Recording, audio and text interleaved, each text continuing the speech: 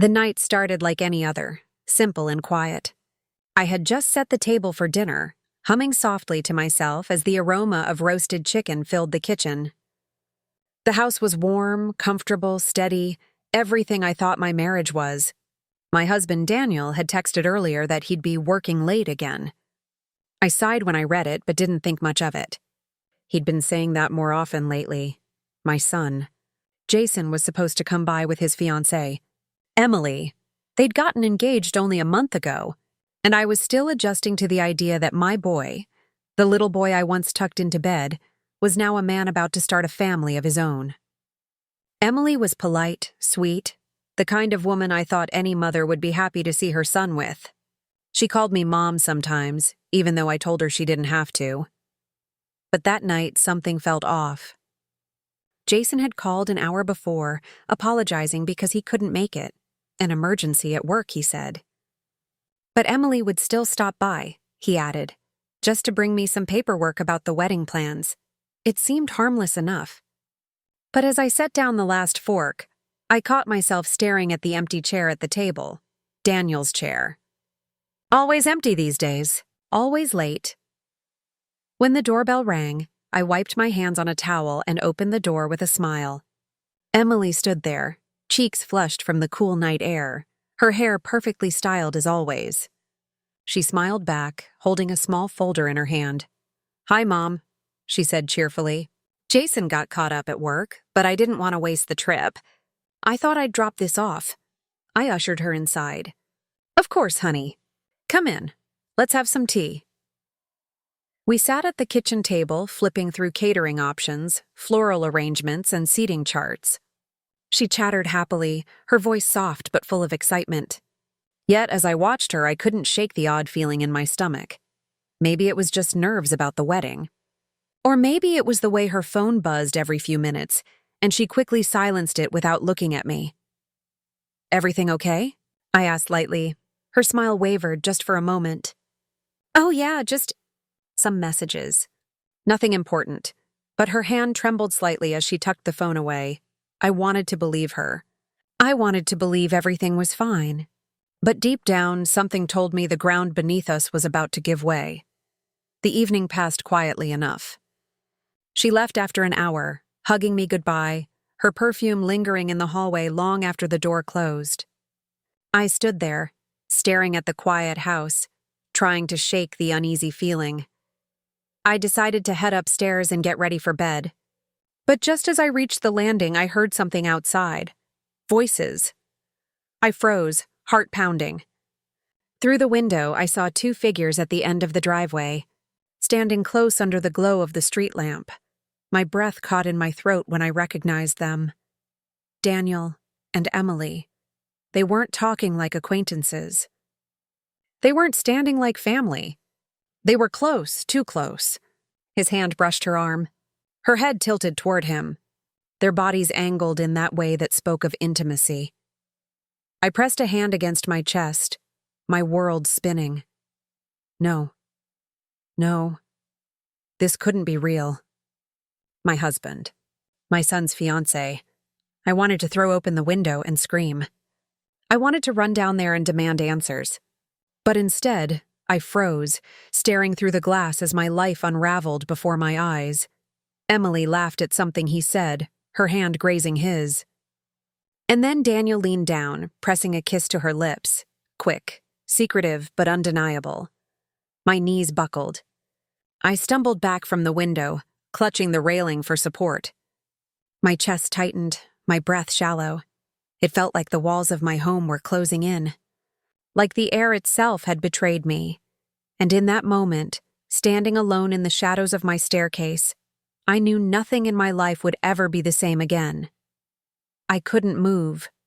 My legs felt like lead, my hands gripping the banister so tightly I thought my nails might splinter against the wood. The image replayed in my head over and over like some cruel film. Daniel, my husband of 25 years, kissing Emily, the young woman I had welcomed into our family, the fiancée of my only son. A part of me begged for denial. Maybe I didn't see what I thought I saw. Maybe it was a friendly kiss, a mistake, a trick of the light. But deep down I knew. There was no mistaking the tilt of his head, the intimacy of her laughter, the way they stood like people who had stolen time together before. I staggered into my bedroom, shut the door, and pressed my back against it. My chest heaved, tears blurring my vision. The house, once my sanctuary, now felt like a stranger's place. For years, I had believed in Daniel.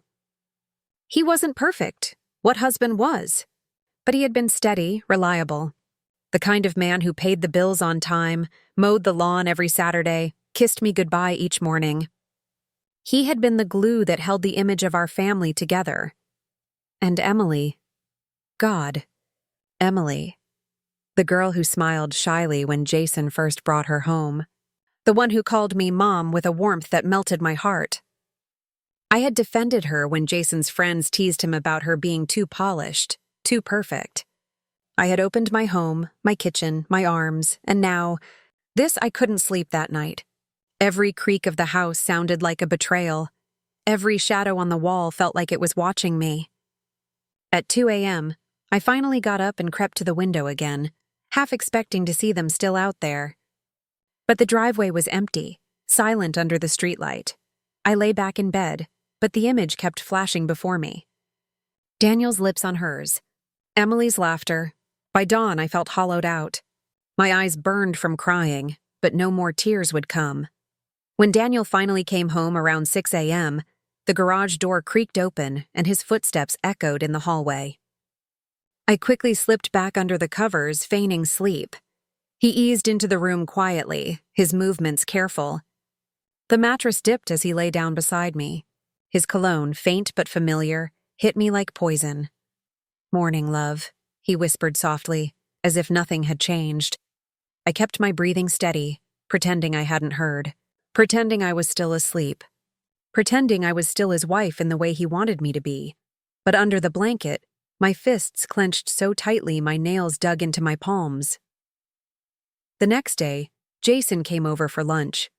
He was all smiles, eager to talk about wedding plans, unaware of the storm raging inside me. "Emily said you two had a nice evening yesterday," he said casually, grabbing a plate of food. The fork slipped from my fingers. "Oh?" I managed to say, forcing my voice steady. "Yeah. She said you two went over the catering stuff." She seemed happy. He grinned, oblivious. "I'm lucky, huh?" I looked at my son, the boy I had raised, the man I was proud of, and felt my heart twist. How could I tell him? How could I take that joy from his eyes? Instead, I forced a smile. "Yes, Jason, you're lucky." But as he chatted on about venues and guest lists, I couldn't focus. My mind kept flashing back to the kiss, to the laughter, to the secret I was now carrying like a ticking bomb. When Jason left, I sat at the kitchen table alone, staring at the half-empty coffee cup in front of me. I had two choices.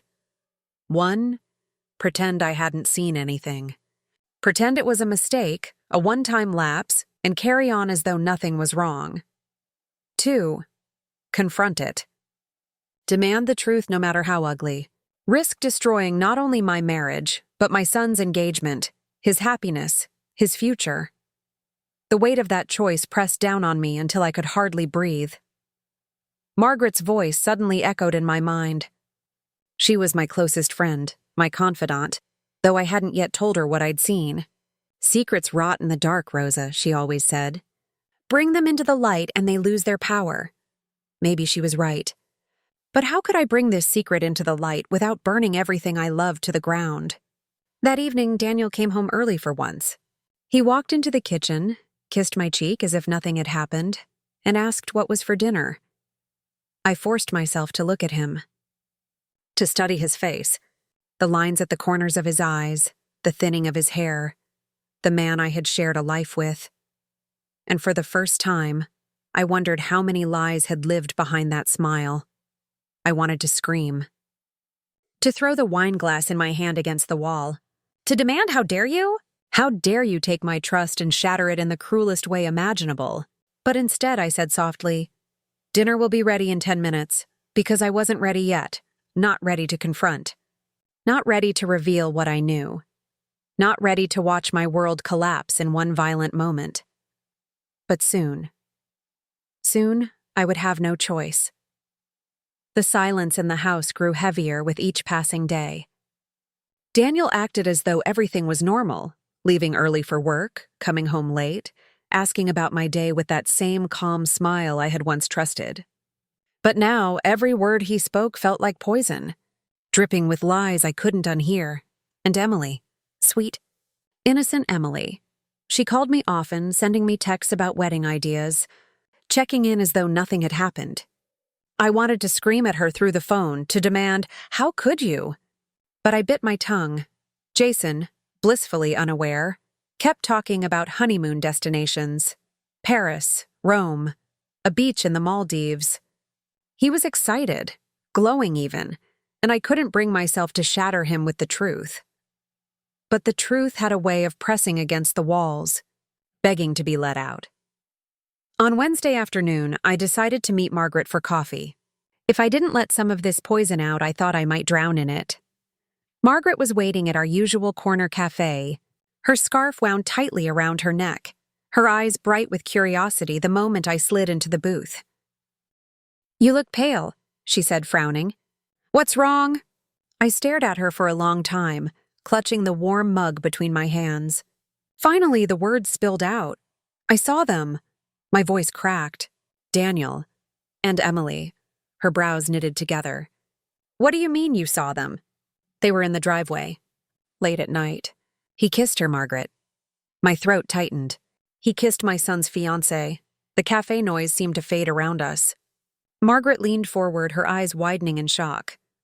"Oh my God, Rosa." Tears welled in my eyes. "I don't know what to do. If I tell Jason, it will destroy him. If I confront Emily, she'll deny it. And if I go after Daniel?" My voice broke. "I don't know if I'm ready to face what that means." Margaret reached across the table, squeezing my hand. "Listen to me. You cannot carry this alone. Secrets like this, they eat you alive. You need to confront them. Both of them. Otherwise, they'll keep walking all over you.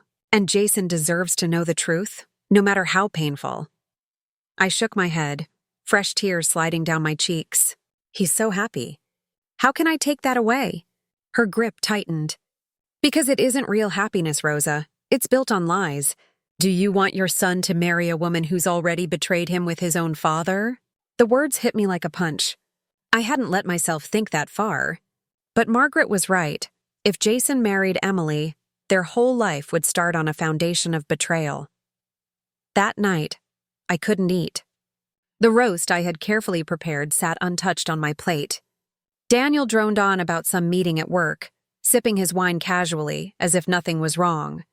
But I couldn't stop staring at him, at the man who had shared my bed for 25 years. The man who had fathered my son. The man who had sworn loyalty to me under God's eyes. And yet here he was, laughing about quarterly profits, while secretly entangled with a woman half his age. My son's woman. Finally, I couldn't take it anymore. I set down my fork and said, my voice shaking, "How late were you out on Monday night?" Daniel froze for just a second. Just a flicker of hesitation before he smiled smoothly. "Monday? Oh, we had a late meeting at the office." "Why?" I leaned forward. "Are you sure it was the office?"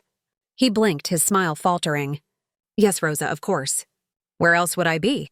I wanted to scream, to shove the truth in his face. But instead, I forced a brittle smile and whispered, "Just wondering," because I wasn't ready. Not yet.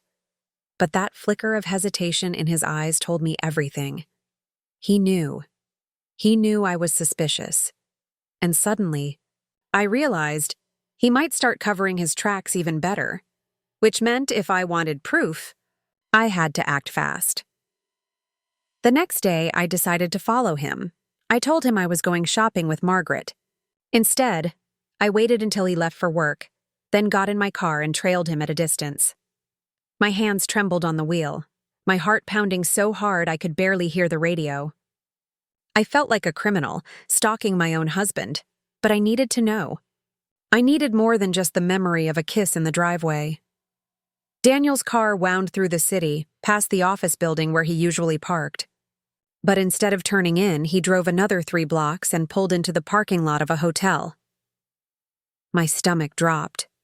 I parked across the street, gripping the steering wheel so tightly my knuckles went white. Daniel got out of his car, adjusting his tie. A few moments later, a familiar figure appeared. Emily. She walked quickly across the lot, her hair catching the sunlight, her face glowing with a smile that made bile rise in my throat. Daniel opened the hotel door for her, his hand brushing the small of her back as they slipped inside together. I gasped, tears blinding my vision. The kiss in the driveway hadn't been a mistake. It hadn't been a one-time lapse. It was an affair. A full-blown shameless affair, my husband, my son's fiancée. Together. The betrayal was deeper than I could have imagined, and in that moment, sitting in my car across the street, I realized there was no going back. I couldn't unsee this. I couldn't pretend anymore. The truth was alive and ugly and undeniable, and sooner or later, it would explode. I sat in my car for what felt like hours, staring at the hotel entrance, waiting for them to emerge. My chest felt tight, my fingers numb against the steering wheel. I couldn't cry anymore. I was beyond tears, suspended in some horrible limbo between rage and disbelief. When the doors finally opened, there they were, Daniel and Emily, laughing like two lovers without a care in the world. She clutched his arm, her head tilted toward him in that flirtatious way that had once been mine. He leaned close, whispering something that made her smile, and for a moment I thought I might throw up right there in the car. I sank lower in my seat, terrified they might see me, though neither of them looked around. They walked to his car, got in, and drove off together, leaving me sitting there with my heart shattered into a million jagged pieces. I drove home in silence, the world around me blurred by the storm raging inside. By the time I pulled into my driveway, I knew two things. I couldn't keep this secret forever, and I couldn't let them keep lying to Jason. But how? How could I tell him that his father, his role model, his guide, had betrayed not only me, but him? That the woman he thought would be his wife was sharing a bed with his father? It was unthinkable, unbearable. Yet it was the truth. Margaret came over that evening. I hadn't planned on calling her, but she must have heard the crack in my voice when we'd spoken earlier.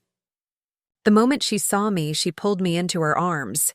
"You found them, didn't you?" she whispered.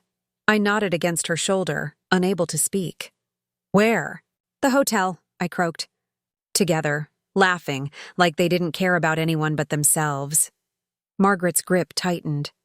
"Rosa, I'm so sorry. But this proves it. You can't look the other way now." "I know," I whispered, pulling back. "But Jason..." "God, Margaret, how can I tell my son? How can I take everything from him?" "You're not the one taking it from him," she said firmly. "They are. Every moment you hide this, you're protecting the people who hurt you, and him. Jason deserves the truth." Her words sliced through the fog in my mind. She was right. As much as it would destroy Jason, the longer I waited, the more cruel the truth would become. But still, the thought of looking into his eyes and saying those words, it made my stomach twist in knots.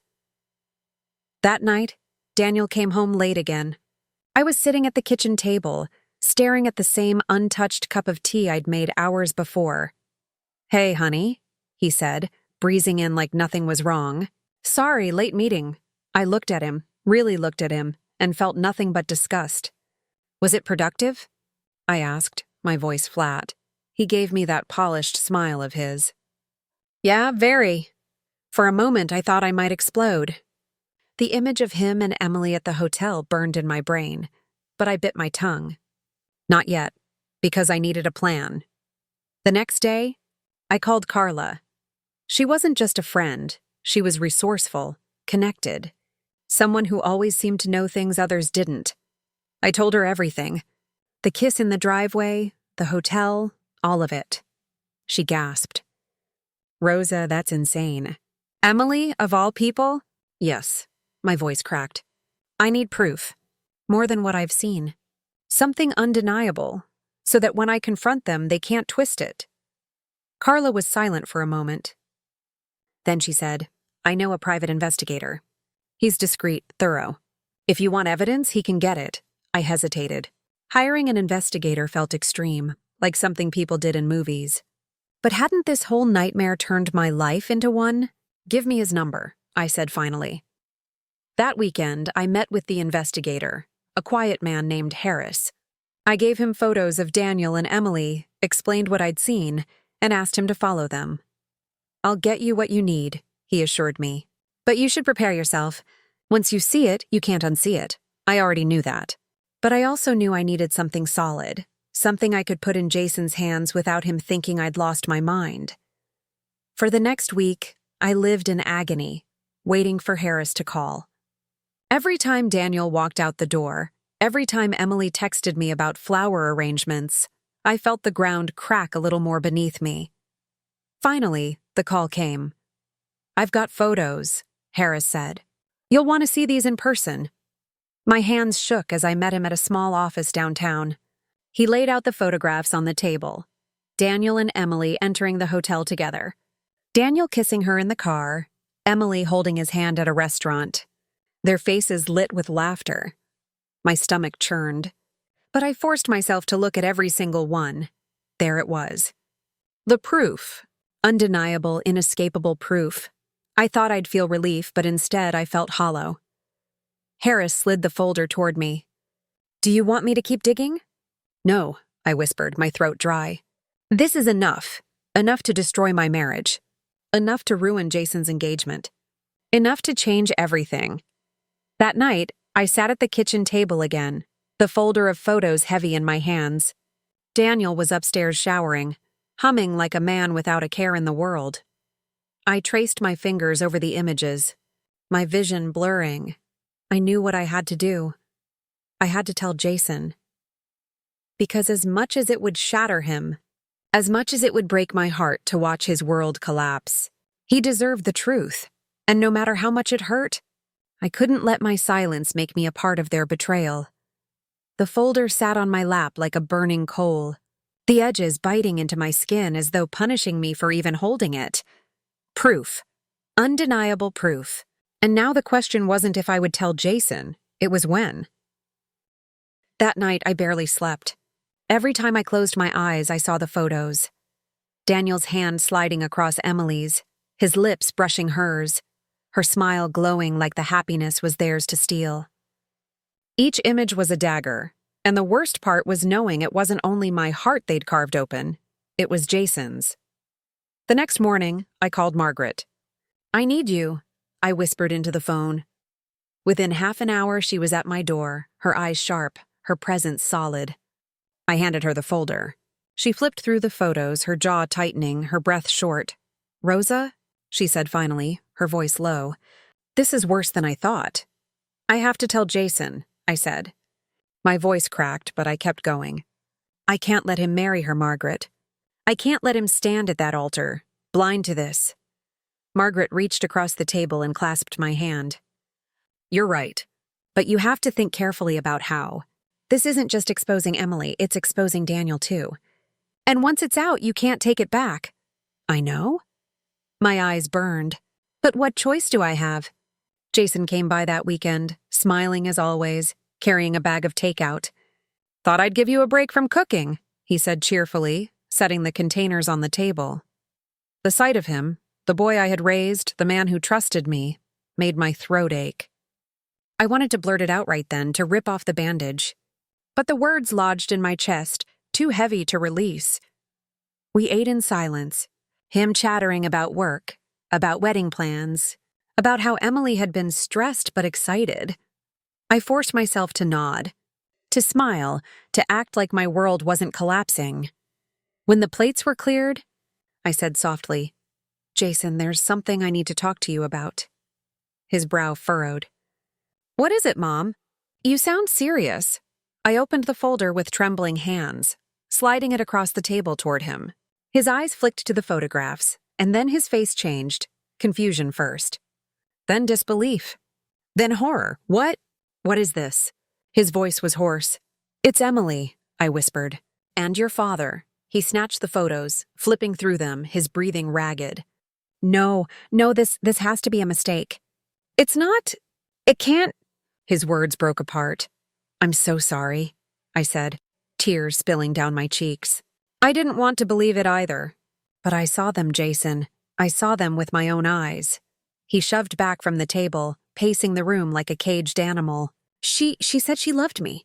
We had plans. And Dad, my own dad, how could he? His voice cracked and the sound was like a knife to my chest. I stood, reaching for him. Jason, listen to me. This isn't your fault. You didn't do anything wrong. He pulled away, his hands shaking. I can't, Mom, I can't breathe. Sit down, I begged. Please, just sit down. But he stormed toward the door. Jason, wait. He froze, his back to me. His shoulders trembled, and when he finally turned, his eyes were red with fury. I'm going to confront her, he said, his voice cold. I need to hear it from her mouth. Jason, please, don't do this alone. You're too angry. But before I could finish, he was gone, the door slamming shut behind him. That night, I paced the house like a restless ghost. My phone buzzed once, Jason's name flashing across the screen.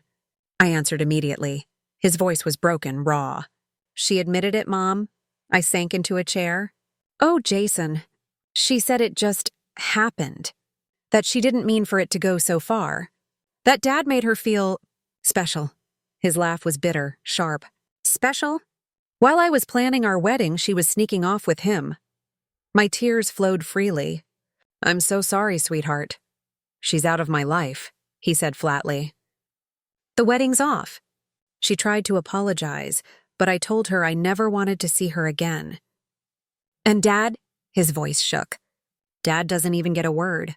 He's dead to me. Jason, I whispered, my heart breaking for him.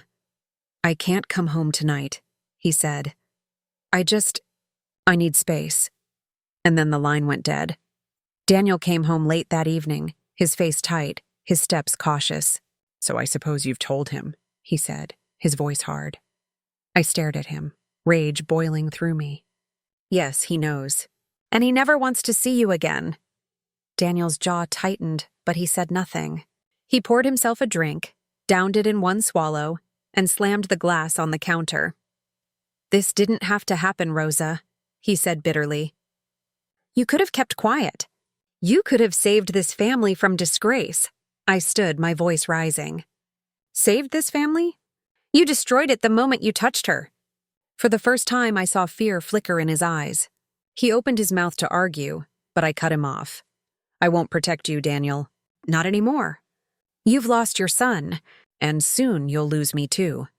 The room went silent, thick with the weight of everything unsaid. And for the first time in years, I felt strong. Broken, yes. But strong.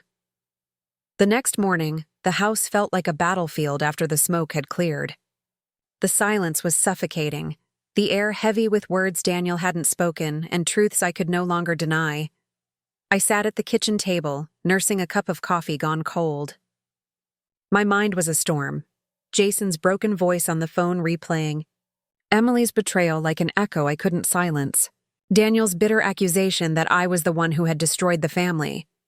I was so lost in thought that I didn't hear him come downstairs.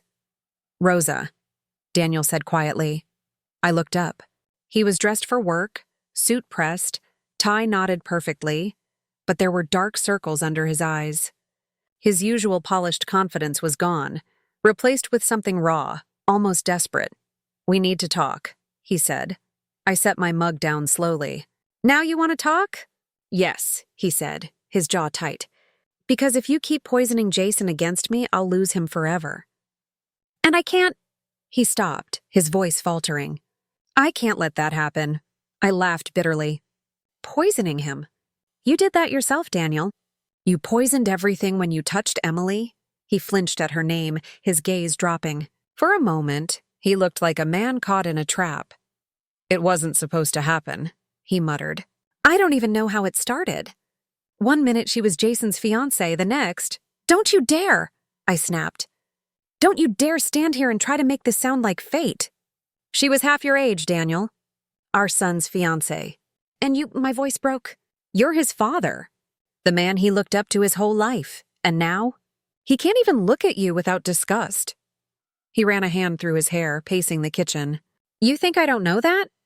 You think I don't hate myself every day for what I've done? I shook my head, tears stinging my eyes. If you hated yourself, you would have stopped. But you didn't. You chose her. Over and over again, you chose her. He slammed his hand against the counter, making me jump. Because I felt alive again, he roared. For the first time in years, I felt like someone saw me, wanted me. Do you know what it's like to come home every night to the same silence? To feel invisible in your own house? My jaw dropped. So this is my fault now? Because I didn't make you feel special enough, you went to bed with our son's fiancée? His anger faltered. He looked at me, his face twisting with shame. I'm not excusing it. I'm trying to explain. I stood, my voice trembling but strong. There is no explanation, Daniel. None that will ever make this right. You've lost me. And you've lost Jason. For a long moment, he just stood there, his chest rising and falling heavily. Finally, he said, If you divorce me, Rosa, you'll destroy what's left of this family. Please, don't do this. I looked at him, really looked at him, and realized something. The man standing in front of me wasn't the husband I had loved. He wasn't the father Jason had admired. He was a stranger. You destroyed this family, I whispered. I'm just cleaning up the wreckage. Later that day, Jason came by. His face was pale, his eyes red, his shoulders heavy as though the weight of the world rested on him. Mom, he said softly, sinking into a chair. I ended it with Emily. It's over. I reached for his hand. I'm so sorry, Jason. He shook his head, staring down at the table. I keep replaying everything in my mind. The way she laughed at my jokes, the way she talked about our future. And now I realize she was laughing with him too, talking about a future with him. His voice cracked. How could she do this to me? Tears welled in my eyes. Because she's not who you thought she was. And neither is he. Jason's jaw clenched, his eyes blazing. I don't ever want to see Dad again. The finality in his voice cut through me, but I didn't argue. Because deep down, I knew he was right. Over the next few days, everything unraveled. Word spread quickly in our circle. Rumors whispered at church, pitying glances from neighbors. No one said it outright, but I could see it in their eyes. They knew Emily disappeared. Her engagement ring returned in a small velvet box that Jason left on the counter without a word. Daniel moved into the guest room, the silence between us colder than any argument could ever be. At night, I lay awake, staring at the ceiling, wondering how my life had become this. Wondering if there had been signs I'd ignored, moments I should have questioned. But no matter how much I searched the past, the answer was always the same. I hadn't failed. He had. One evening, Jason came by again. He looked tired, older somehow, as though the betrayal had aged him overnight. I've been thinking, he said quietly, about Dad, about Emily, about everything. I braced myself, afraid of what he might say. I don't want to carry this anger forever, he continued. But I also can't forgive them, not now. Maybe not ever, his voice hardened. So I'm cutting them both out, completely. They don't get another chance. My chest ached, but I nodded. If that's what you need, I'll stand by you. He gave me a weak smile. I don't know what I'd do without you, Mom. And in that moment, I knew. No matter what happened, no matter how broken everything felt, Jason and I still had each other, and that had to be enough. Upstairs, Daniel slammed a door. The sound echoed through the house like a warning. This wasn't over. Not by a long shot, and I could feel it in my bones. The worst was yet to come. The tension in the house was unbearable. Daniel's presence lingered like smoke after a fire. Thick, suffocating, impossible to ignore. He still slept in the guest room, still walked through the front door every evening with his tie loosened and his face tired, as if he had the right to return to a home he had already destroyed. Jason had stopped coming by when Daniel was around. He told me bluntly, I don't want to see him, Mom. If he's there, I'm not. It broke my heart, but I understood. My son's heart had been shattered, and every glimpse of his father would be salt in the wound. One evening, after another dinner eaten in silence, Daniel finally spoke. "Rosa," he began, his voice low. "We need to figure this out." I set down my fork. "Figure what out?" "Us," he said simply. "The family." "What happens next?" I stared at him, my stomach turning. "What happens next is divorce." His eyes darkened. "Don't say that." "I mean it," I said firmly. "I won't live like this. Jason won't live like this. You made your choices, Daniel, and now you're facing the consequences." He leaned back in his chair, his jaw tightening. "You think it's that easy? You think you can just throw away 25 years? You already did," I shot back. He slammed his fist on the table, the sound making me flinch. "Damn it, Rosa, I made a mistake." "A terrible mistake, but it doesn't erase everything we've built." I felt my anger boil over. "You didn't just make a mistake, Daniel. You betrayed me. You betrayed your son. You took the one person he trusted with his future and you destroyed it. That's not just a mistake, it's unforgivable." For a moment, he looked like he might argue, but then his shoulders sagged, his voice breaking. "I can't lose Jason," he whispered. "He's my son." I shook my head, tears pricking my eyes. "You already lost him." The following day, Margaret came by. She'd been checking in on me daily, bringing food, making sure I wasn't drowning in my grief. As we sipped tea in the living room, she leaned closer. "Have you called a lawyer yet?" I shook my head. "Not yet. Everything feels too raw. Too soon." "Rosa, listen to me," she said firmly. "Daniel's not going to sit quietly while you make decisions. If you don't get ahead of him, he'll use every trick he has to turn this around on you. You need protection," I sighed, running a hand through my hair. "I know, you're right. I'll call Helen tomorrow." Margaret squeezed my hand. "Good, because Daniel may be your husband, but right now, he's your opponent. Don't forget that." That night, I sat alone in the living room, flipping through photo albums. Jason's first birthday, our family vacations, Christmas mornings where Daniel dressed as Santa just to make Jason laugh. I stared at the smiling faces, wondering how those memories could belong to the same people we were now. How could the man who held our son so proudly also be the man who destroyed him? The front door creaked open, breaking my thoughts. Daniel walked in, loosening his tie, his face weary. He stopped when he saw the photo album in my lap. "What are you looking at?" he asked softly. "Our life," I said, my voice cold. "The one you threw away." He stepped closer, his eyes pleading. "Rosa, please. Don't say that." "I love you," I laughed bitterly. "Love? You don't get to say that anymore." "I do love you," he insisted. "What happened with Emily?" "With Emily?" My voice rose, sharp and trembling. "You mean the woman our son was going to marry? The woman you stole from him?" "You don't get to reduce it to a slip of the tongue, Daniel. You ruined everything." His face hardened. "You think you're so blameless, don't you? You think this is all on me?" My eyes widened. "Are you seriously blaming me for your affair?" He turned away, running a hand over his face. "I'm just saying, you haven't been present for years. Always focused on Jason, on the house, on everything but me. Emily, she made me feel like I mattered." My hands shook as I clutched the album. I was building a life for us. For our son. For our family. And you. You chose yourself. Don't you dare make this my fault. He looked back at me, his eyes full of something between shame and defiance. "If you divorce me, Rosa, you'll regret it. You'll lose everything." I stood, my voice firm. "The only thing I lost, Daniel, was you, and I don't want you back." Later that night, as I lay in bed, I heard movement downstairs. Curious, I crept quietly down the stairs, careful not to make a sound. There was Daniel, standing in the kitchen with his phone pressed to his ear. His voice was low, urgent. "No, you can't call me here. I told you it's too risky. She suspects everything." I froze, my heart pounding. Who was he talking to? Emily or someone else? He paused, listening. Then he hissed, "Fine, tomorrow night." "But this is the last time."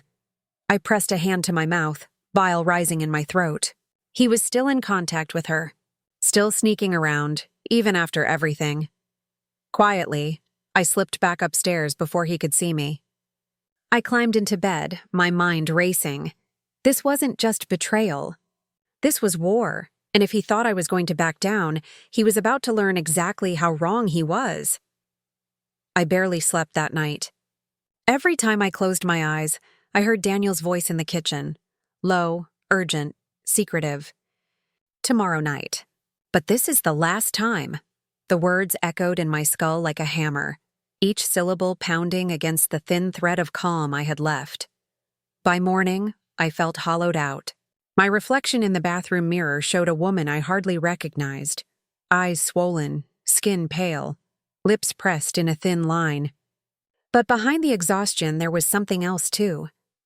Something harder. Determination. I couldn't keep living like this, trapped in his web of lies, suffocating in silence. I had to act. Jason stopped by mid-morning, his face drawn, his usual warmth replaced by a cold, controlled fury. "Mom," he said, setting his keys on the counter, "I need to get some of my things. I can't stay at my apartment right now. It feels contaminated." I hugged him tightly, breathing in the familiar scent of my son. "Of course. Stay here as long as you need. This is your home." His eyes flicked toward the hallway leading to the guest room. "Is he here?" "No, he left early for work." Jason's jaw tightened. "Good, because if I see him, I don't know what I'll do." I placed a hand on his arm. "Jason, listen to me. Don't let his mistakes destroy you, too." "He's not worth it." But he only shook his head. "He destroyed everything." "I can't just let that go. I didn't push him." I knew his rage was justified. But a quiet fear stirred inside me, because I could see in Jason's eyes that this anger, if left unchecked, could consume him. Later that day, I called Margaret. I told her everything I had overheard the night before, every word Daniel had whispered into that phone. She let out a low whistle. "So he's still meeting her? After everything. After Jason knows. After you know, the man has no shame." "No," I said bitterly. "He doesn't. But I'm done sitting back and watching. Tonight, I'm going to follow him." Margaret hesitated. "Rosa, are you sure? What if you see something you can't unsee?" I laughed hollowly. "Margaret, I've already seen it all. Him, her, together, the photos. Jason's heartbreak. What more can they do to me?" "You'd be surprised," she warned softly. But I was past the point of fear. At 7 p.m., Daniel left the house. I waited 10 minutes, then slipped out quietly and followed in my car, keeping my distance. My hands gripped the steering wheel so tightly my knuckles turned white, my heart pounding in my ears. He drove through the city, his movements purposeful, careful. Finally, he pulled into a quiet parking lot behind a small restaurant, the kind of place people went when they didn't want to be seen. And there she was, Emily. She stepped out of her car, her hair loose around her shoulders, her eyes darting nervously as she scanned the lot. Daniel was already there, waiting by his car, and when she reached him, he touched her arm gently, guiding her inside. I sat frozen, bile rising in my throat. He was still with her.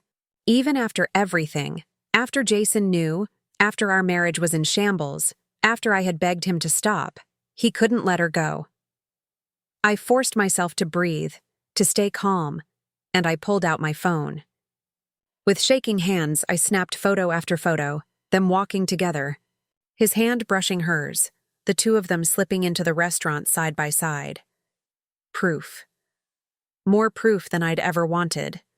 But watching them laugh together through the restaurant window, seeing the way he leaned close as though she was his equal, his partner, it was unbearable. I whispered to myself, "How could you do this, Daniel?" To me, to Jason, I stayed in the car for nearly an hour, documenting every move. When they finally emerged, Daniel pressed his hand to Emily's back, opening the door for her like a gentleman escorting his date. She smiled up at him, her eyes glowing in a way that made me sick. Then, without hesitation, she leaned in and kissed him. I snapped the picture, and something inside me broke for good. When I got home, I spread the photos on the kitchen table. The ones Harris had taken. The ones I had just captured myself. A grim collage of betrayal, proof of their audacity, their cruelty. Margaret arrived just as I was staring at them, my hands trembling. "My God," she whispered, looking at the evidence. "Rosa, it's undeniable. I know." My voice was flat, drained. And now Jason needs to see it. Not just the kiss in the driveway, not just what Emily admitted, all of it. "He needs to see how deep this goes?" Margaret frowned. "Are you sure? He's already devastated. This could crush him completely. He deserves the truth," I said firmly. "Every last bit of it. No more shadows. No more secrets." That night, when Jason came back to the house, I called him into the kitchen. He froze when he saw the photos spread across the table. "What is this?" he asked, his voice tight. "More proof," I said softly. "I followed them tonight. They're still seeing each other." Jason's face went white. He stepped closer, his hands trembling as he picked up one of the photos. Emily's face smiled back at him, lit by the glow of the restaurant lights, Daniel at her side. Jason's breath came in ragged gasps. "They're still... even now?" "Yes," I whispered. "Even now." His eyes blazed with fury, and for a moment I was afraid of the storm I saw in him. "I swear to God," he muttered, his voice low and dangerous. "If I ever see them together again." I grabbed his arm. "Jason, don't. Don't let them destroy you. That's what they want, whether they realize it or not.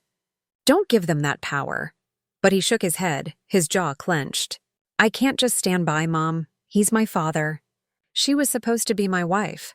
And they're flaunting it like none of it matters." Tears stung my eyes. "It matters, Jason. It matters more than you know. But you can't let rage eat you alive. Promise me you won't do anything you'll regret." His chest rose and fell, his fists tight at his sides. "Finally," he whispered, "I promise." But his eyes told me he was lying later. After Jason had gone upstairs, I sat in the dark living room. The photos still spread across the table, and for the first time, a thought crossed my mind that chilled me to the bone.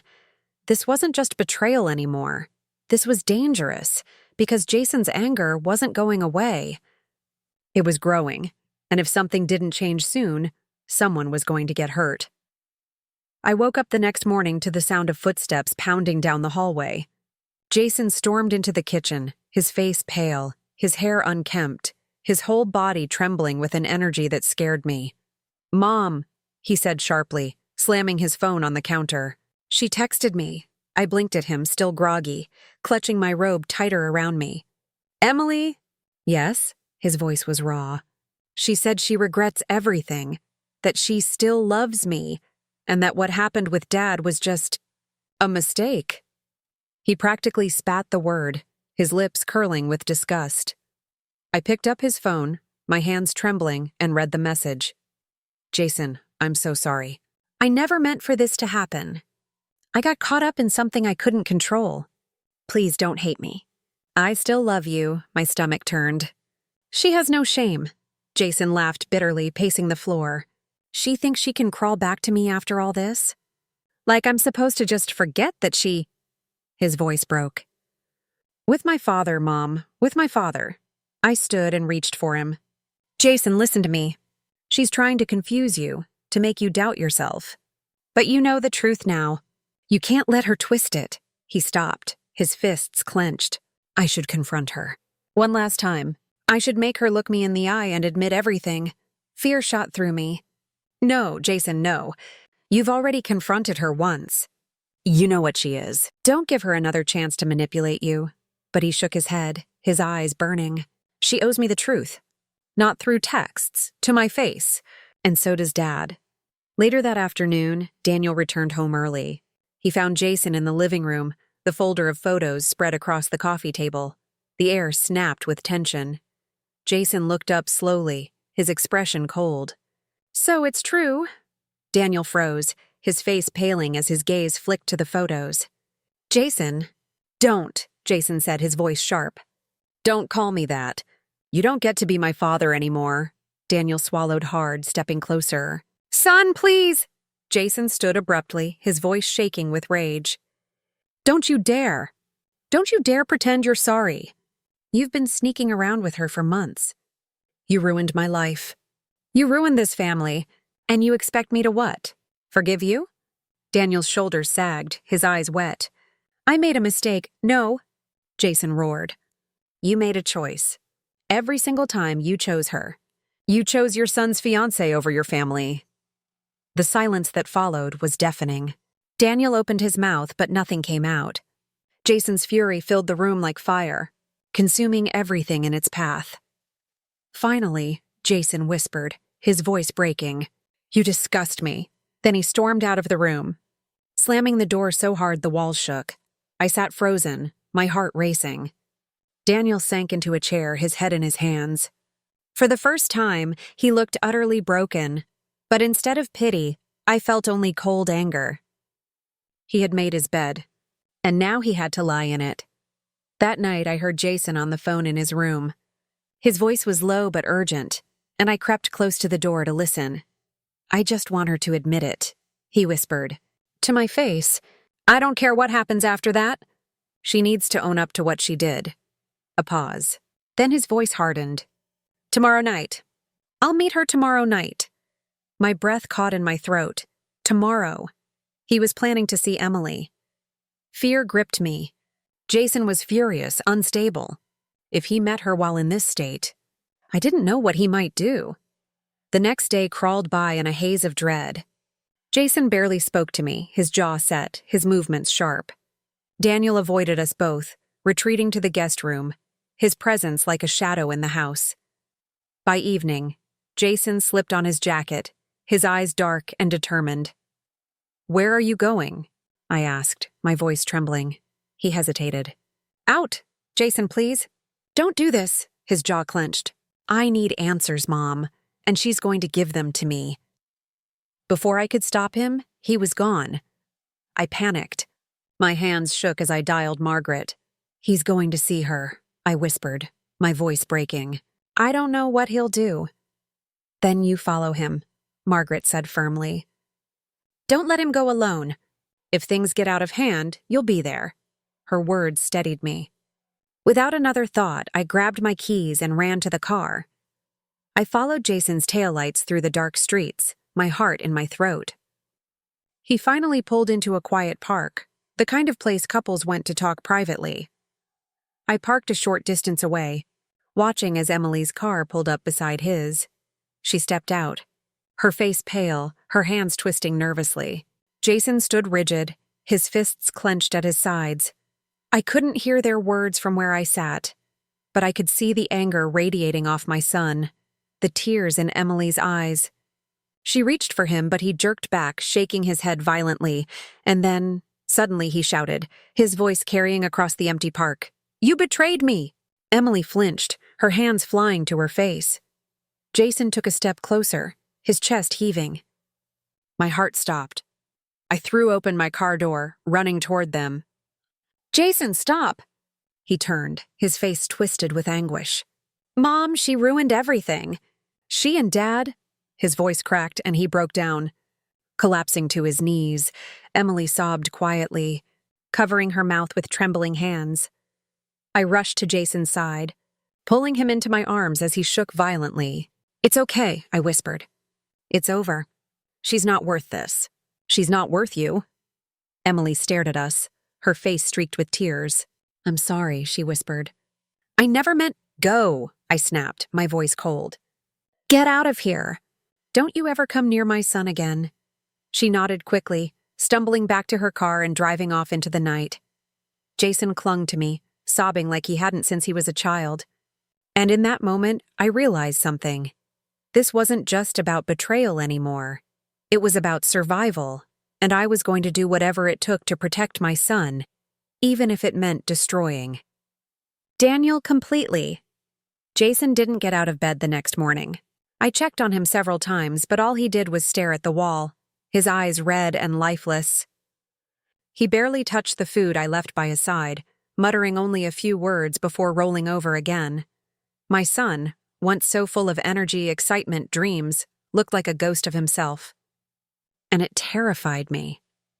I sat at the edge of his bed, brushing his hair back like I used to when he was a boy. "We'll get through this," I whispered, though I wasn't sure if I believed it.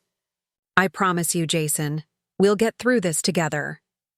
Downstairs, I could hear Daniel moving around. Every footstep of his was a reminder, every sound like a knife twisting deeper.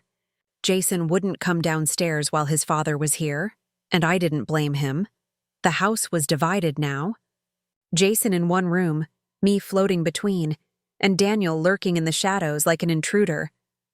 Something had to change. Later that evening, Daniel tried again. He found me in the kitchen, wiping down the counter just to give myself something to do.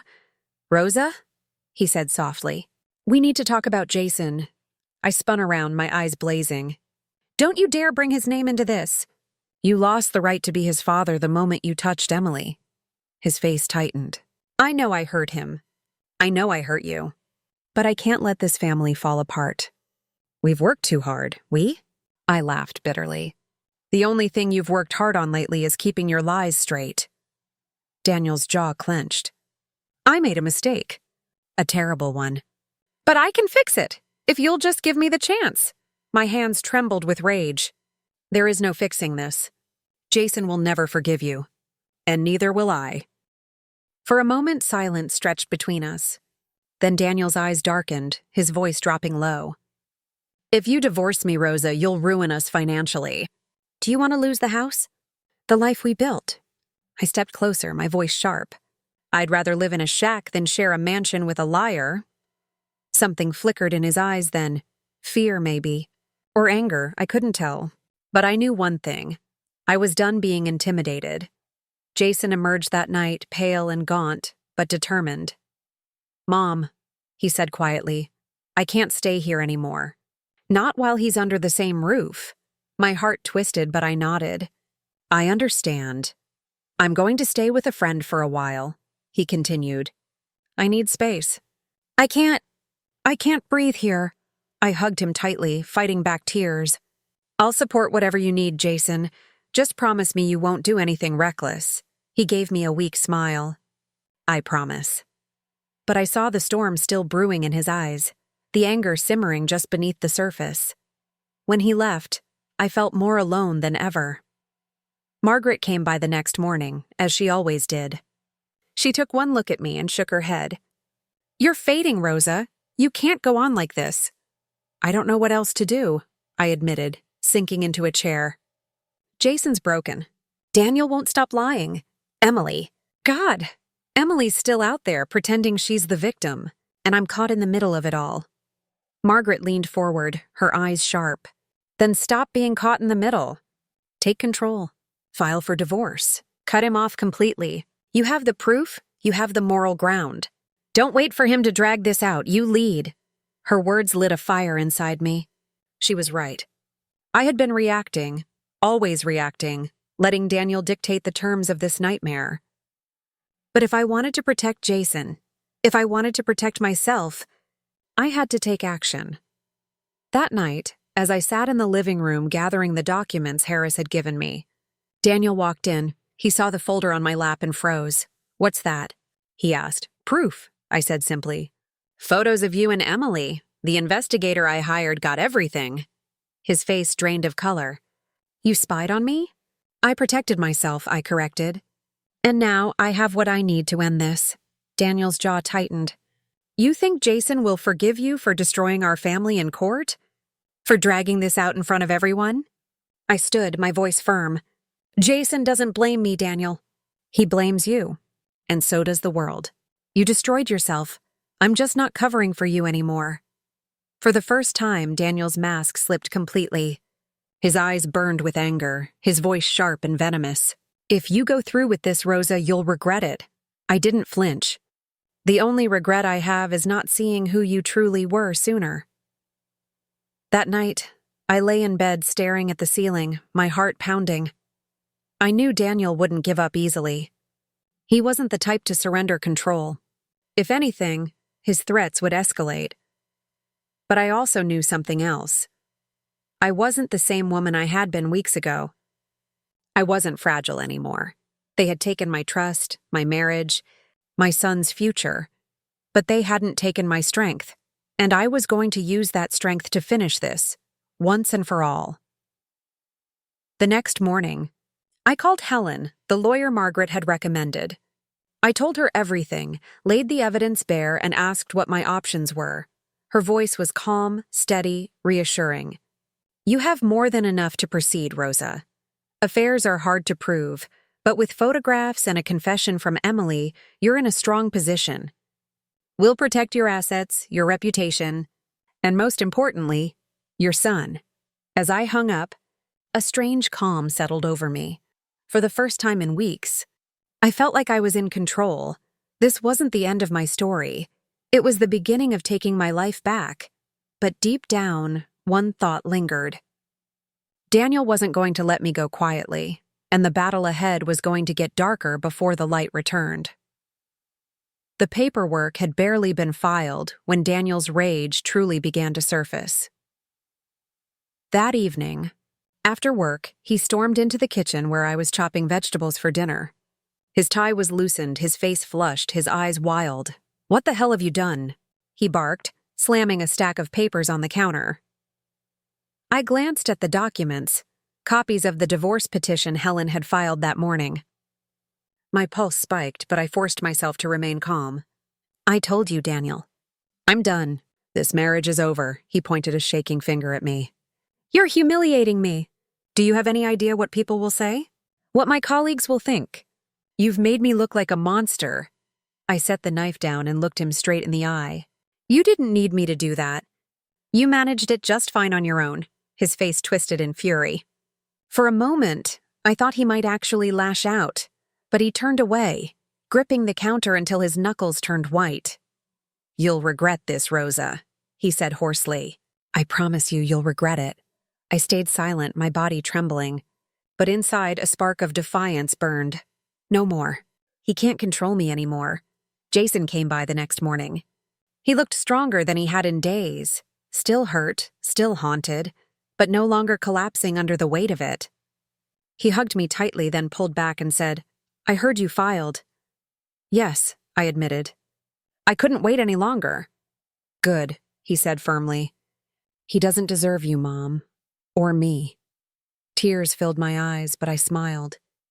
"I just want to protect you, Jason." "You already did," he said, his jaw tight.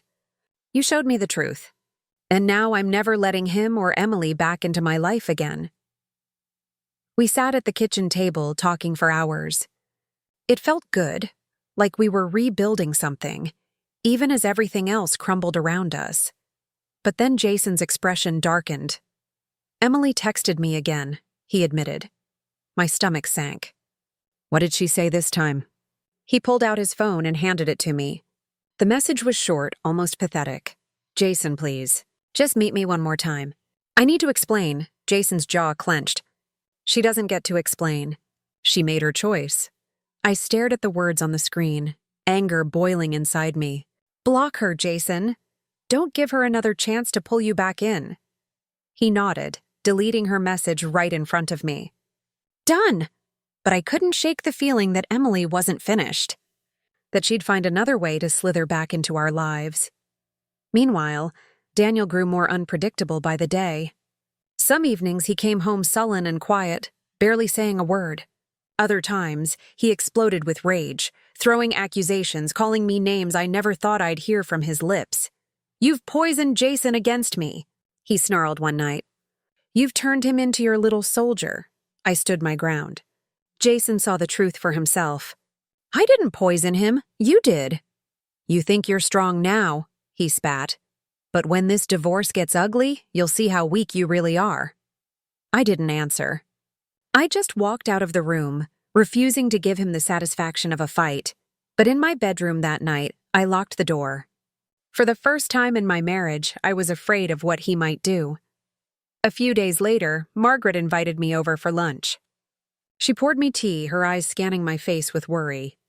"You're fading, Rosa," she said softly. "I can see it in your eyes. This man is draining the life out of you." I sighed, my hands trembling around the teacup. Every time I think I'm strong, he finds another way to knock me down. He knows exactly which buttons to push, Margaret leaned forward, her expression fierce. Then you have to stop playing defense. Make the next move. Show him you're not afraid. Show him you're the one in control. Her words struck something inside me. She was right. I had been waiting, reacting, letting Daniel dictate the pace of this war. But if I wanted to win, I needed to strike first.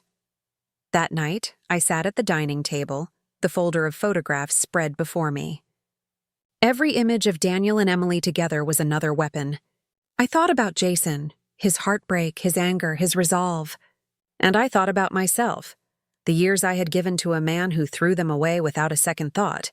No more waiting. No more silence. I picked up my phone and dialed Helen. "It's time," I said when she answered. "I want everything. The house. The accounts. Whatever I'm entitled to, I want it. And I want full exposure of the affair on record." Helen's voice was steady. "Are you sure? Once this goes public, it can't be undone." I looked at the photographs one last time. Daniel laughing with Emily. Daniel kissing her. Emily's hand in his. "I'm sure," I whispered. When Daniel came home that night, I was waiting in the living room. The photos were spread on the coffee table in plain sight. He stopped cold when he saw them. "What is this?" he demanded, his voice sharp. "Evidence," I said calmly. "The court will see it all." Every sordid detail, his face twisted. "You wouldn't." I met his gaze, unflinching. "I already have." For the first time, true fear flickered in his eyes. He opened his mouth, but no words came. I stood, my voice steady, firm. "This is no longer your house, Daniel. It's mine. And soon, you'll be nothing more than a name on divorce papers." The silence between us was thick, suffocating. But inside me, something shifted. For the first time in weeks, I wasn't the victim anymore. I was the one holding the knife. Still, deep down, I knew the battle wasn't over.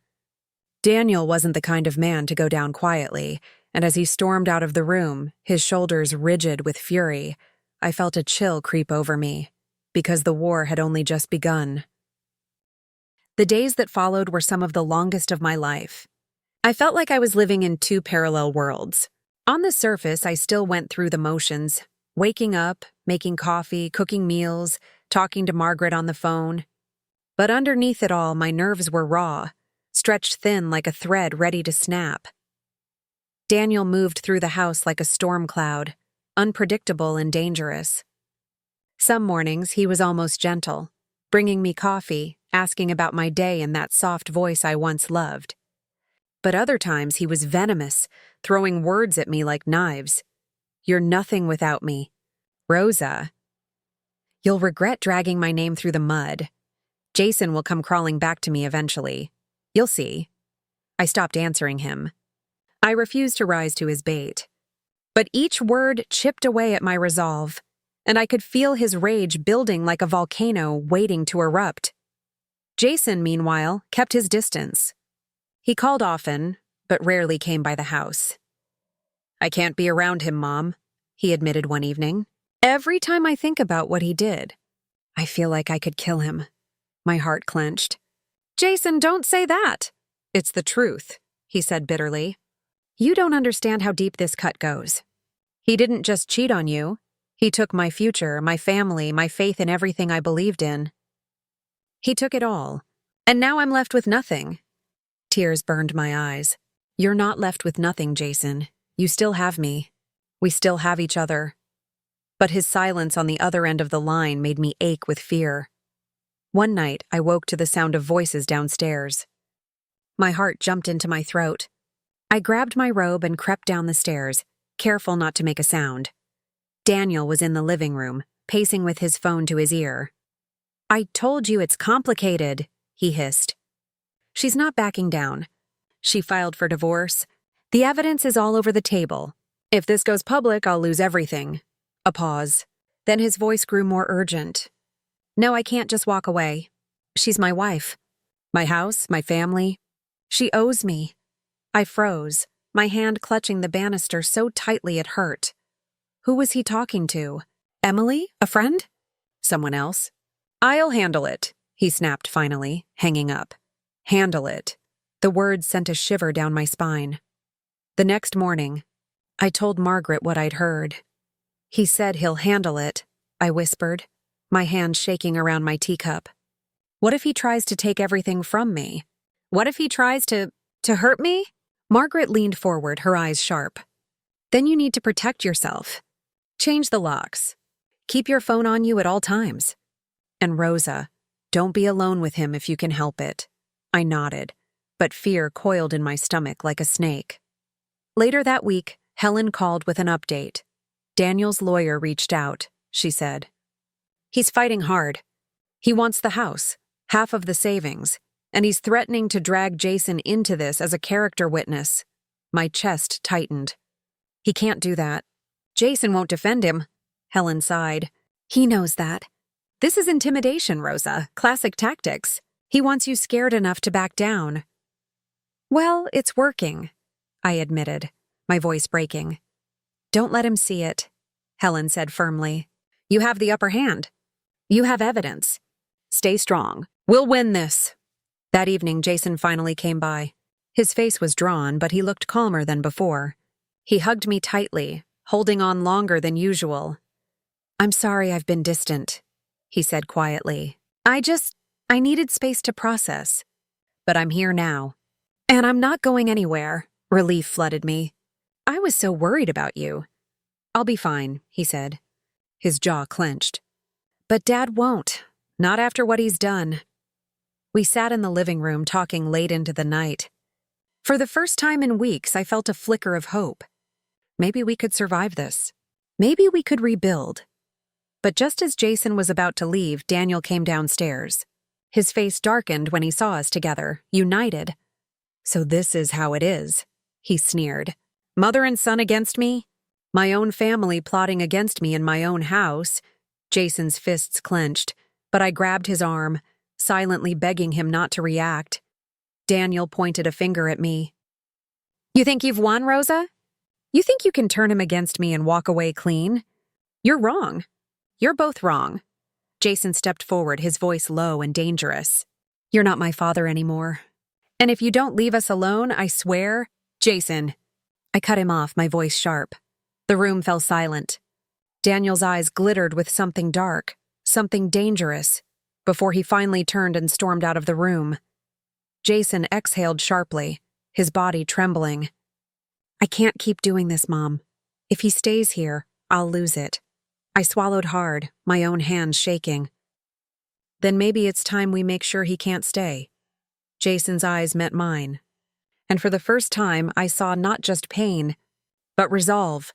Together, we were going to end this. But in the pit of my stomach, I knew Daniel wasn't going to let go without a fight, and the fight was coming faster than either of us were ready for. The tension in the house became unbearable. Every creak of the floorboards, every slam of a door, every shift in Daniel's mood made me feel like I was walking on broken glass. Jason avoided coming over unless absolutely necessary, and I couldn't blame him. Daniel's threats had become sharper, more direct. He didn't even bother to hide them anymore. You think you can throw me out of my own home? He growled one evening as we passed each other in the hallway. Try it. I'll drag you through hell first. I kept my head high, but inside my heart was pounding so loud I thought he could hear it. That night, I lay awake, staring at the ceiling. I thought about Jason, how fragile his healing was, how deeply this betrayal had scarred him. I thought about myself, the years I had sacrificed for a man who didn't hesitate to humiliate me. And I thought about the future, what it would look like if I let Daniel win, if I let him continue to poison our lives. I couldn't allow that. The next morning, I met Helen in her office. I told her everything, the threats, the late-night phone call, the venom in Daniel's voice. Her brow furrowed. Rosa, this isn't just about divorce anymore. This is about safety. We can file for a restraining order. It will make it legally impossible for him to come near you or Jason while proceedings continue. A restraining order. The idea sent a chill through me, but also a spark of hope. What if he retaliates? I whispered. Helen leaned forward. He's already retaliating. At least this way, you'll have the law on your side. I nodded slowly, the decision settling into me like a stone in water. "Do it," I said. When I got home, Daniel was already there, sitting in the living room like he was waiting for me. His eyes narrowed as soon as I walked in. "Where were you?" he demanded. "At my lawyer's," I answered, refusing to flinch. His jaw clenched. "And what lies did you feed her this time?" I walked past him, keeping my voice steady. "Not lies, the truth. Something you wouldn't understand." He shot to his feet, his face twisted with fury. "You think you're clever, Rosa, but you're not. You're weak, and without me, you're nothing."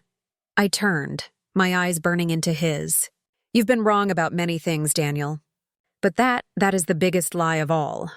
We stood there, staring each other down, until finally he stormed out of the house, slamming the door so hard the windows rattled. My hands were shaking. But my resolve had never been clearer. That weekend, Jason came over to help me pack up some of Daniel's things into boxes. It was a symbolic gesture, maybe even reckless since the court hadn't officially ruled, but I needed to feel like I was reclaiming space. As we sorted through old suits, ties, and papers, Jason suddenly froze, pulling out a small velvet box from the back of Daniel's desk drawer. He opened it, and inside was a diamond ring. My breath caught. Jason's voice was hoarse. "It's an engagement ring. For Emily." I covered my mouth with my hand, nausea washing over me. He was going to propose to her?" Jason's hands trembled as he set the box down like it was poison. His eyes were bloodshot, his jaw clenched so tightly I thought he might shatter his teeth. "He wasn't just having an affair," Jason whispered. "He was planning a future with her, my father." With her. The silence in the room was suffocating. For a moment, I didn't know what to say, how to comfort him, but then I took his hands in mine. "Listen to me, Jason, this isn't your shame. This isn't your burden. It's his, all of it. He destroyed himself. Don't let him take you down with him." Jason nodded, but I could see the war still raging inside him. That night, when I was alone again, I thought about the ring, about what it symbolized. Not just betrayal, but erasure. He had been planning to erase me, erase Jason, and replace us with Emily, like we were nothing more than placeholders in his life. The rage inside me solidified into something sharper, colder. No more tears. No more begging. No more waiting for Daniel to make the next move. It was my turn. The restraining order was granted 3 days later. A police officer came to the house to serve Daniel the papers while I stayed locked in my bedroom. Heart hammering. I could hear the commotion downstairs. Daniel's raised voice, the officer's calm responses, the door slamming as he left. When the officer knocked on my door afterward, he reassured me. "He's been notified. If he comes near you or your son, call us immediately. Don't hesitate." I thanked him, but even after he left, my hands wouldn't stop shaking. That night, the house was eerily quiet without Daniel. Too quiet. For the first time in years, I had the space to breathe. And yet, I couldn't shake the fear that he wasn't gone. Not really. Jason came over the next morning. When I told him about the restraining order, he exhaled in relief. "Good, that's good. He can't touch us now." But I wasn't so sure because deep down I knew Daniel. And Daniel didn't like losing. And if he couldn't win through charm or intimidation, he'd find another way. As I watched Jason sitting at the table, his face pale but determined, I realized something terrifying. We weren't just fighting for freedom anymore. We were fighting for survival. The first few days after Daniel was forced out of the house felt strange, like walking into a home I didn't fully recognize. For years, every corner had carried his presence. His jackets on the hooks, his shoes by the door, the faint trace of his cologne lingering in the bedroom. Now the silence was both a relief and a weight pressing on my chest. Jason came by more often, checking in, keeping me company. He tried to act strong, but I saw the shadows under his eyes. The way he flinched every time the phone buzzed, half expecting it to be Emily or his father. One afternoon, as we sat at the kitchen table with mugs of coffee between us, Jason broke the silence. "Do you think he'll stop?" he asked quietly. I met his eyes, my throat tight. "Daniel's never been one to let go." But we're protected now. The law is on our side. Jason gave a bitter laugh. The law doesn't stop him from being who he is. I reached across the table and squeezed his hand. Then we'll stop him, together. That evening, Margaret dropped by with a casserole. She was like a second heartbeat in my life these days, showing up whenever she sensed I was on the edge. She set the dish down and sat with me in the living room. "You look tired," she said, scanning my face. "I am," I admitted. "I feel like I've been holding my breath for weeks." Margaret leaned closer. "Then stop holding it. Let yourself breathe, Rosa. He doesn't own your air anymore." Her words made something inside me crack. Tears welled up, spilling down my cheeks. I hadn't cried in front of anyone in so long. Margaret pulled me into a hug, and for a moment, I let myself collapse into her arms, letting the exhaustion seep out, but the peace didn't last. The next night, I woke to a noise outside, a scraping sound, faint but persistent. I sat up, heart pounding, listening. Then I saw it. A shadow moving across the yard. I froze. Was it Daniel? I crept to the window, pulling the curtain back just a sliver. My breath caught. A figure stood near the garage, half hidden in the dark. Broad shoulders, a familiar posture. Daniel. I grabbed my phone with shaking hands and dialed 911. My voice was trembling as I whispered, "My husband. He's outside. He's not supposed to be here." Minutes felt like hours until the flashing red and blue lights filled the driveway. By the time the police arrived, the yard was empty. Daniel was gone. The officer walked me through the house, checking every lock, every door, every window. "Looks like he didn't get in," the officer said. "But if he comes back, call immediately. Don't open the door. Don't engage." I nodded, but fear gnawed at me. He'd been here, watching, waiting. When Jason heard what happened, his face darkened with fury. "He's breaking the law, Mom. He doesn't care about the restraining order. Next time, I swear—" "Jason," I cut him off firmly. "I need you calm. I can't lose you too. Promise me you won't go after him." His jaw clenched. He didn't promise, but the fire in his eyes told me everything. Helen called the next day.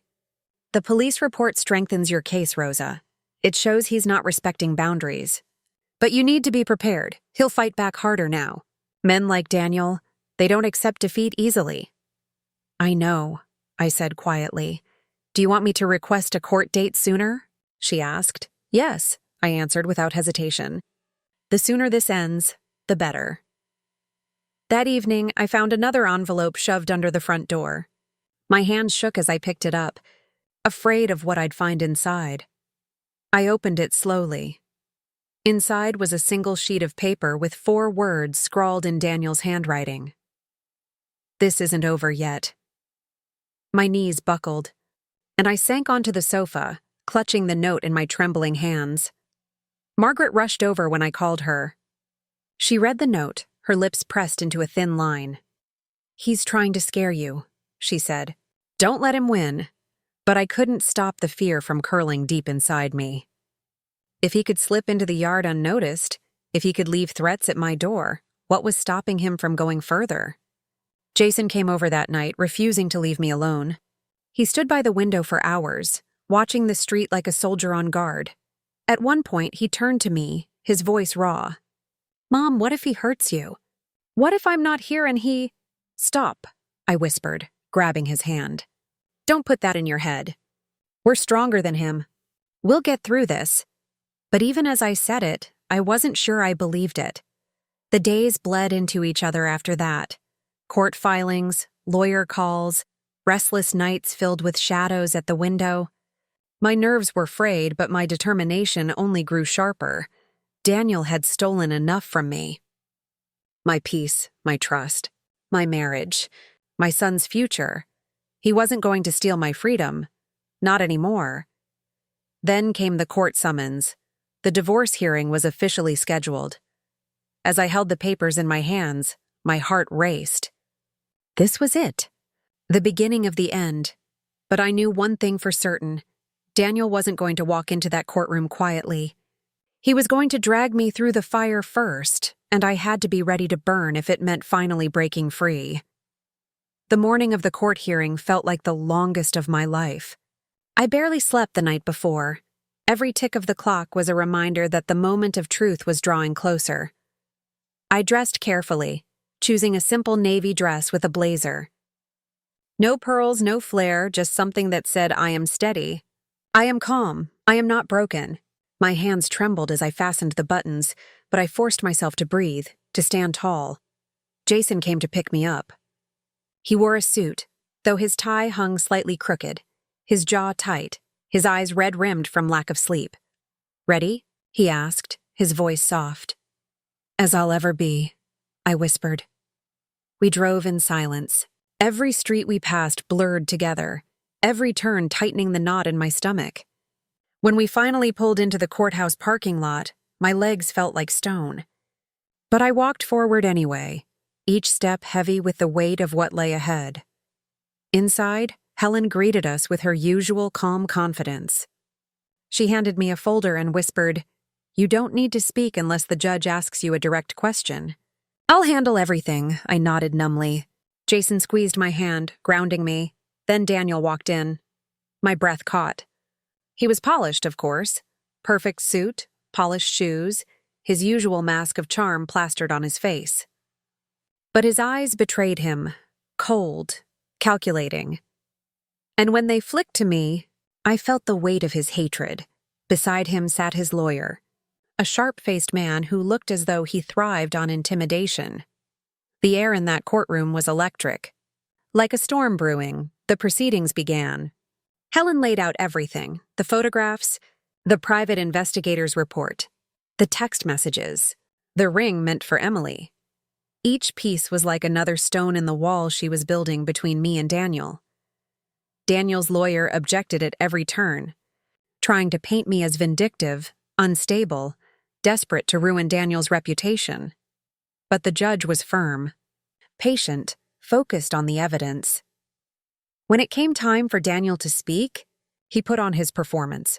His voice was smooth, his words carefully chosen. "Your Honor," he began, "I admit I made mistakes in my marriage. I am not proud of them, but Rosa has turned this into a vendetta. She wants to take everything from me, my home, my finances, even my relationship with my son. This isn't about justice. This is about revenge." Jason shot up from his seat, fury blazing in his eyes. "That's not true." The judge raised a hand. "Young man, sit down." "You'll have your chance." Jason reluctantly sank back into his chair. But the fire didn't leave his face. Then came the moment I dreaded. The judge asked if I wanted to make a statement. My knees trembled as I stood, my heart pounding in my ears. I could feel Daniel's eyes drilling into me, waiting for me to falter. But I didn't. "Your Honor?" I began, my voice shaking but steady enough to carry. For 27 years I stood by my husband. I built a life with him, raised a son with him, trusted him with everything I had. And in return, he betrayed not only me but our child. He destroyed Jason's engagement, his future, his faith in love. And he did it without a second thought. I swallowed, forcing myself to continue. "This isn't about revenge. This is about accountability.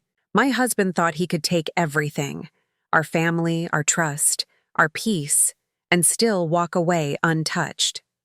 I'm here because I won't let that happen. Not for me. Not for Jason. Not for the years we can never get back." My voice cracked at the end, but I stood tall, meeting the judge's eyes. When I sat back down, Jason squeezed my hand so hard it hurt. "You were perfect," he whispered.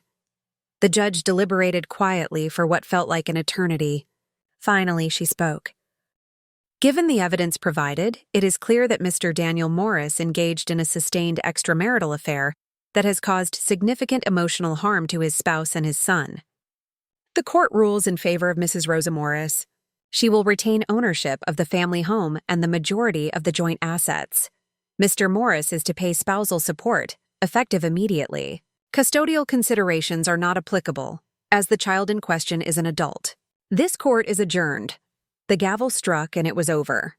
Daniel's face twisted into something dark and venomous.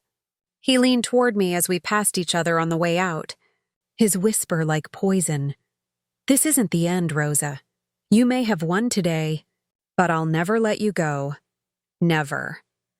A shiver ran down my spine, but I kept walking, refusing to give him the satisfaction of a reaction.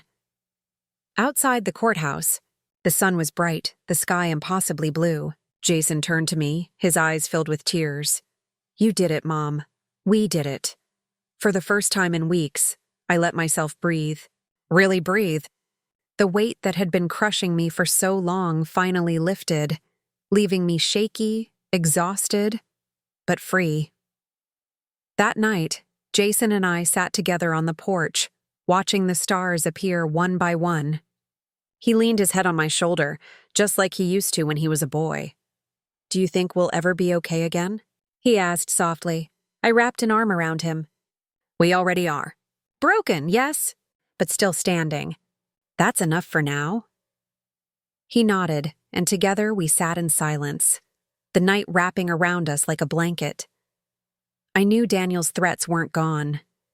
I knew his shadow would linger, at least for a while, but I also knew something stronger. He no longer had power over me. I had my son. I had my strength. I had my freedom, and no matter what storms came next, I would never let anyone take that from me again.